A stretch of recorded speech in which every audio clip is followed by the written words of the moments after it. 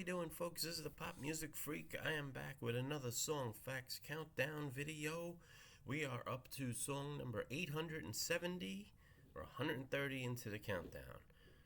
870 is another classic hit for a classic band from the middle of the country who was a dominant force for over 2 decades on the charts and is still going strong 30 years after that. 50 years after the beginning. Chicago. Still going strong, and bless them for that. They've been able to make some changes, and people have come and gone, but the band is still the band doing their thing. So, anyway, let's go back. 1970, the second top 10 hit, the follow-up to Make Me Smile, ended up becoming their first top 5 hit, 25 or 6 to 4. Let me give you the song Facts on 25 or 6 to 4. It's a song written by American musician Robert Lamb, one of the founding members of the band Chicago. It was recorded in 1969 for their second album, Chicago, with Peter Cetera on lead vocals. For a lot of people, it was the first time they heard Peter Cetera singing lead. The song was recorded in August of 1969 and released as a single in June of 1970. So, in a 2013 interview, Robert Lamb said he composed 25 or 6 to 4 on a 12-string guitar with only 10 strings. It was missing the 2 low E strings, and that he wrote the lyrics in 1 day. The band first rehearsed the song at the Whiskey A Go-Go. Lamb said the song was about trying to write a song in the middle of the night. The song's title is the time at which the song is set, 25 or 26 minutes before 4 a.m. Because of the unique phrasing of a song title, 25 or 6 to 4 has been interpreted to mean everything from a quantity of illicit drugs to the name of a famous person in code. The song's opening guitar riff has been compared to chord progressions and riffs in other songs. In the opinion of writer Melissa Locker, the opening guitar riff from Green Day's Brain Stew bears a striking similarity to the opening stanza of Chicago's 25 or 6 to 4. LA Weekly's music editor Andy Herman names it the riff and describes it as follows. It's a descending 5-chord pattern, typically played as power chords over 4 bars, with the last 2 chords sharing the last bar. The most common variant of it goes from A minor to G to F sharp to F to E, although it can be played as A minor, G, D, F, E, etc. Herman details the riff similarity to the chord progression in Led Zeppelin's version of Babe, I'm Gonna Leave You by Ann Breeden, which came out a year before 25 or 6 to 4, and the similarity of the chord progression to one in George Harrison's song While My Guitar Gently Weeps, which came out even earlier. He labels Brain Stew, released in 1996, as derivative by comparison to 25 or 6 to 4. The original version features an electric guitar solo using a wah-wah pedal by Chicago guitarist Terry Kath and a lead vocal line in the Aeolian mode. The album was released in January 1970, and the song was edited and released as a single in June, omitting the second verse and most of the guitar solo, climbing to number 4 on the US Billboard Hot 100 chart and number 7 on the UK singles chart. It was the band's first song to reach top 5 in the US. It has been included in numerous Chicago compilation albums.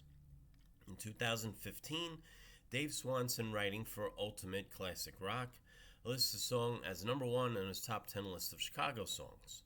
Classic Rock Review says the song is one of the most indelible Chicago tunes. In 2019, Bobby Olivier and Andrew Unterberger, music critics for Billboard magazine, ranked the song number 1 on their list of the 50 best Chicago songs. The song was banned in 1970 in Singapore due to alleged allusions to drugs. The ban extended to later albums that included the song, such as Chicago 18. In 1993, the ban on this song was lifted, along with longtime bans on songs by other artists such as the Beatles, Bob Dylan, and Creedence Clearwater Revival. An updated version of 25 or 6 to 4 was recorded for the 1986 album Chicago 18, with James Pankow listed as co-writer. The new band member Jason Scheff on lead vocals. It featured 2 verses instead of 3. Single reached number 48 on the US chart. This version was also used as the B-side for the band's next single in 1986, Will You Still Love Me, which became a big hit going to number 3. Although through the 2010s, 2506-4 continued to be a staple in Chicago's live concert set list and in Peter Cetera's solo concert set list. In 2016, the group's former drummer Danny Seraphim reunited on stage with Chicago to perform 2506-4 and 2 other songs at their induction ceremony for the Rock and Roll Hall of Fame. The music video for the 1986 remake won an American Video Award in the Best Cinematography category for Bobby Byrne. Now, let's look over who the musicians were at this time and what they played. Peter Cetera, of course, lead vocal and bass. Terry Kath, guitars and backing vocals. Robert Lamb, piano and backing vocals. Danny Seraphim on drums. Jimmy Pankow on trombone. Lee Lofnan on trumpet. And Walt Perazeta on the tenor saxophone. All right. Now let's look at the chart success in different countries. As I mentioned before, it reached number 4 on the Billboard Hot 100 and number 7 in the UK. It also reached number 2 in Canada, number 3 in France, and number 8 in the Netherlands. And on the year-end chart for 1970, in Billboard, ranked number 56 for the year. In Canada, it was ranked number 29 for the year, 1970. Now, there's been many covers and a couple of parodies of the song, which is interesting.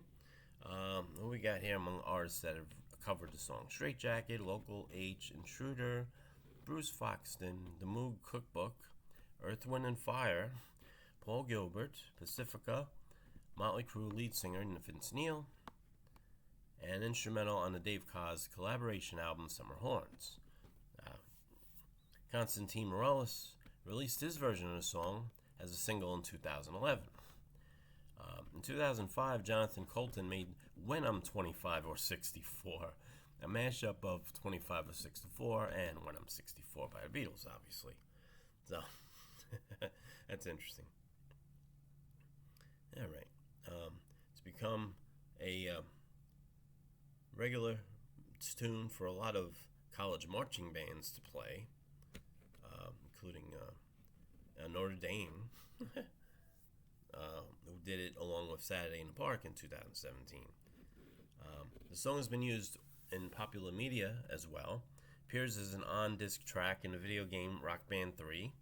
Has been featured in the animated TV series King of the Hill Season 11 episode Luann Gets Lucky, and was used in the 2017 film I, Tanya.